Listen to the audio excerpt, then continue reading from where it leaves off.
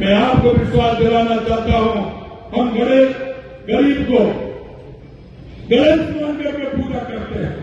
हम पंडित दीनदयाल उपाध्याय की अंत्योदय की योजना को लेकर के आगे चलते हैं और हमने इसलिए कहा आप 10 महीने के अंदर हमारे कामों को देखिए, उसको परखिए। हमने कहा कि युवाओं में जो सपने देखे हैं, हम झुंझुनू के युवा के बारे में जानते हैं। सुबह और कई जिले का और कहीं का युवा कुछ करता हो, लेकिन मेरे शेखावाटी का युवा सुबह 4 बजे सड़कों पर दौड़ता है, 4 बजे सड़कों पर दौड़ता है, उस गांव की गलियों में दौड़ता है। मेरी बहनें पढ़ती हैं, उनके अंदर करने की इच्छा है और उस शिक्षा की जो उनकी इच्छा है, उस इच्छा के अनुरूप भी हम काम कर रहे हैं। उनकी भाव और भावना को देख करके हम काम कर रहे हैं।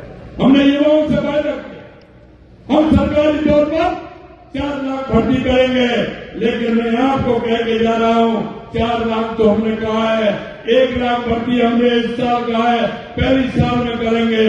33,000 को हमने नियुक्ति पत्र दे दिया और अब देखते जाइए, कैलेंडर भी निकाल दिया और कैबिनेट ने 90,000 वैकेंसियों को हमारी कैबिनेट ने स्वीकृति करने का काम भी किया।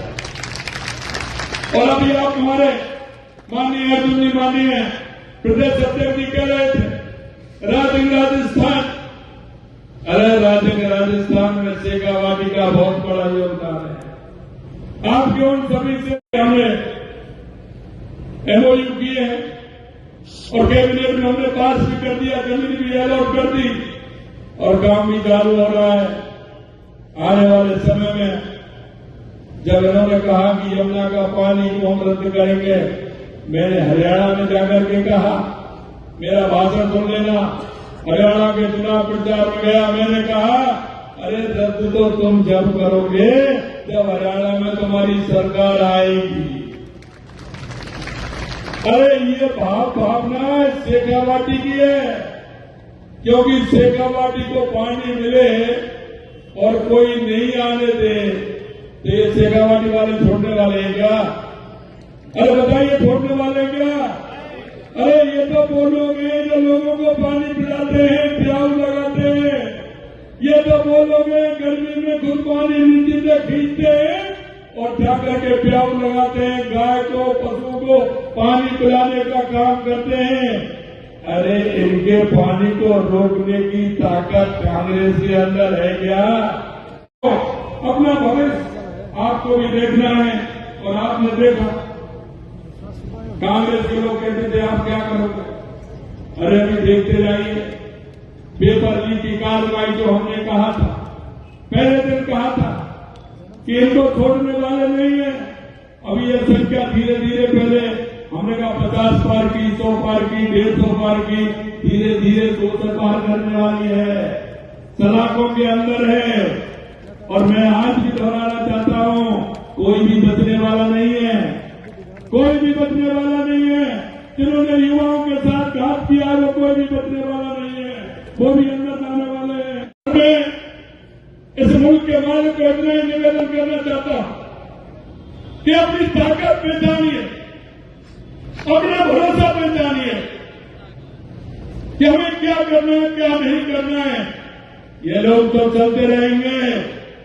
अरे आपकी पीढ़ी तो छोड़ो, ये तो तीसरी पीढ़ी है, चौथी भी तैयार है उनकी। तो झुंझुनू का कोई नंबर नहीं आएगा उनका, वो तो चौथी भी तैयार है। मैं आपसे इतना ही करना चाहता हूं और इतना ही कहना चाहता हूं कि मेरे भाई और बहनों, अपने विकास के लिए, झुंझुनू के विकास के लिए, झुंझुनू के विकसित करने के लिए, राजस्थान को विकसित करने के लिए आपसे इतना निवेदन करना चाहता हूं, आने वाली 13 तारीख को कमल के फूल पर निशान लगाइए, मोहर लगाइए और हमारे राजेंद्र भामू जी को ज्यादा से ज्यादा वोटों से जिता करके विधानसभा में भेजिए। ये तो पहला बजट था जो आपने एक टेलर देखा था, एक टेलर देखा था। मेरे से कहते हैं कांग्रेस वाले नरेंद्र मोदी जी के नेतृत्व में ये राजस्थान विकसित राजस्थान होगा, विकसित राजस्थान होगा। हमारे युवा को सोच समझ के विचार करके करते हैं। और वो मैं इसलिए कहना चाहता हूं, आप इतने लंबे समय से चुनाव में हिस्सा ले रहे हैं, अपनी भागीदारी भी निभा रहे हैं, लेकिन मैं इतना कहना चाहता हूं, आप इस देश और प्रदेश के मालिक हो। मालिक को सोचना पड़ता है कि मुझे मेरे निर्णय लेने से पहले क्या करना होता है। मैं आपसे इतना ही कहना चाहता हूं, उसको देखते हैं, अरे हमारी माता बहनें भी अगर एक मटका लेने के लिए जाती हैं, नाम हमारे पास श्रेष्ठ थे, लेकिन श्रेष्ठ में भी की पार्टी है और उन कार्यकर्ताओं की पार्टियों में, और ये आपके झुंझुनू में भाई बबलू चौधरी जी ने, डॉक्टर कमल जी ने, विशंबर पूनिया जी ने, इन सभी ने उसको माना है। मैं धन्यवाद देना चाहता हूं भाई हमारे गोवर्धन वर्मा जी विधायक धौल, सुखकरण चौधरी जी हमारे पूर्व विधायक, सुभाष मील जी विधायक खंडेला, हरलाल सारण जी विधायक चूरू, विश्वनाथ तो घोटाले करने वाले का हौसला बढ़ेगा और जो अंकुश लगाने वाला वो भी और निरुत्साही हो जाएगा। ये तो जनता तो भूल जाती है। क्या भूलना चाहिए? भूलना चाहिए क्या घोटालों को? नहीं तो फिर जवाब देना चाहिए आप सबको।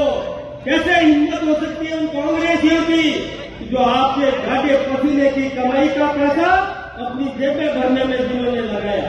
ये पैसा किसका था भाई?